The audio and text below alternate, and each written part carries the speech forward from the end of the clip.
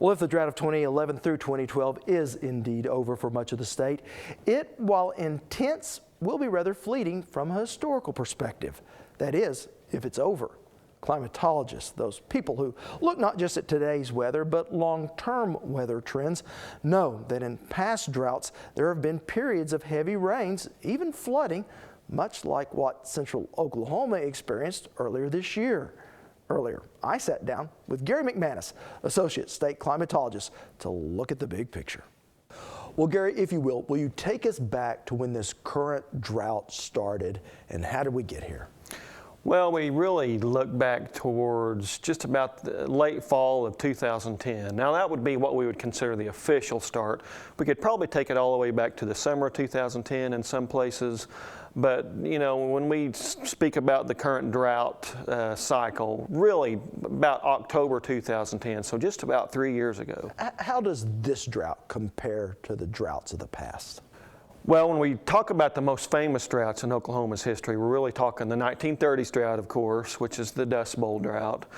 Shockingly to most people, the 1950s drought is the worst drought of record, at least in the modern record of Oklahoma history, the 50s drought. And then there was drought in the 19-teens. Now, each one of those droughts has its own characteristics. The 1930s drought was more of a northern plains, out western Oklahoma drought, even though it was bad across the entire state. The 50s drought, though, for the main body of the state was very bad.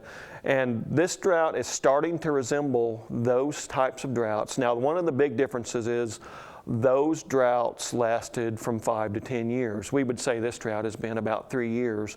But it resembles those droughts in that it had its periods of wet weather interspersed with longer periods of dry weather. Now, if you talk to somebody, let's say in central Oklahoma, they might say, well, the drought's gone right now. But if you talk to somebody down in southwestern Oklahoma or in the Panhandle, they've had 3 straight years of drought. So, you know, it really depends on where you're at, but this drought is starting to resemble those most famous droughts of our past. And I think it's an important point to make that some of the most significant flooding we've had in the state was back in the 30s, actually during the drought of the 30s in a different part of the state.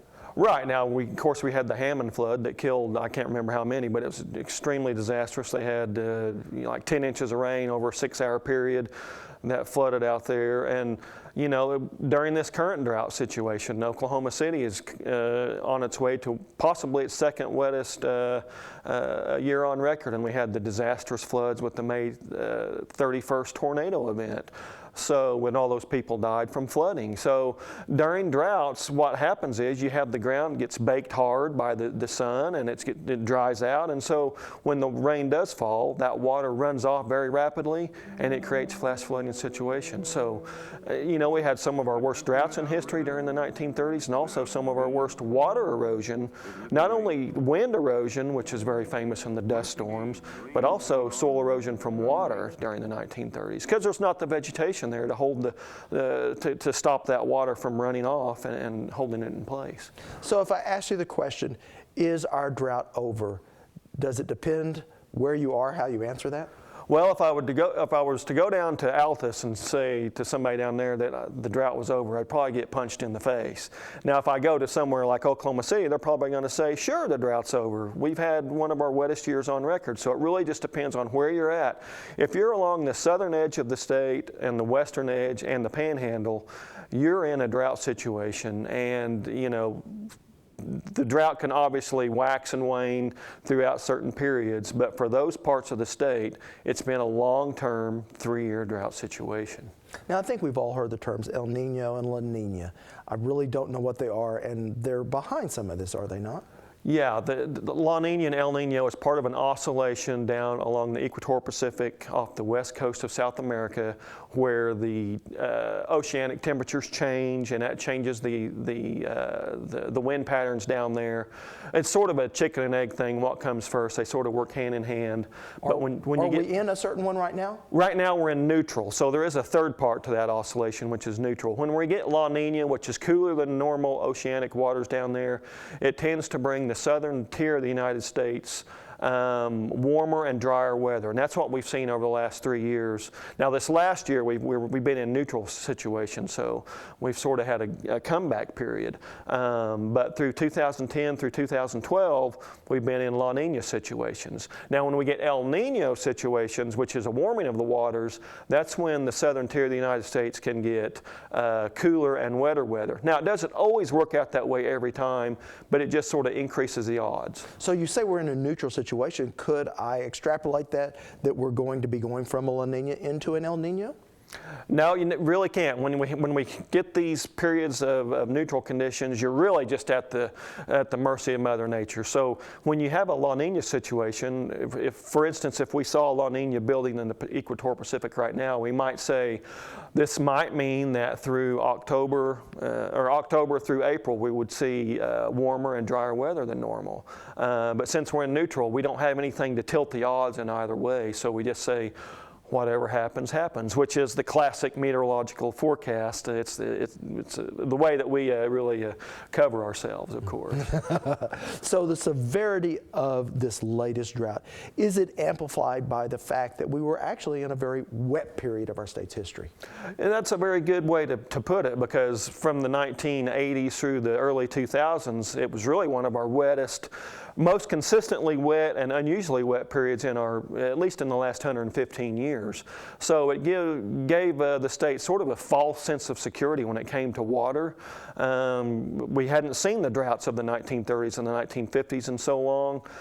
So when we started to get these short but very severe droughts, we saw it in 2005, 2006, a little bit in 2008, and then the sort of the throwback drought that we're in now, it's really a shock to the system. It's really a call to say, for those folks that lived through the 30s and the 50s, what was it like back then, and what did you do to get through those droughts? Mm-hmm.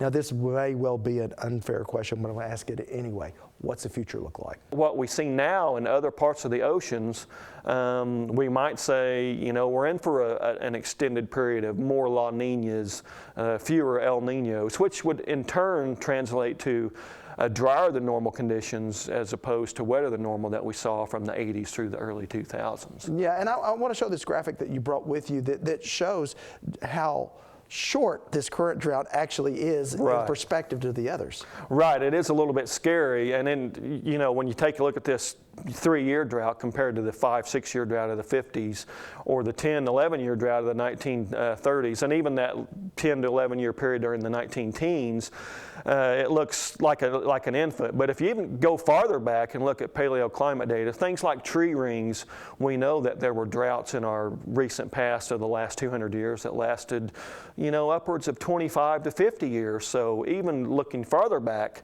this drought is still just a baby. Now we could come out of this drought for another 5 years, which would certainly be wonderful, but it definitely bears watching. And how do we come out? Does it take a certain amount of rain?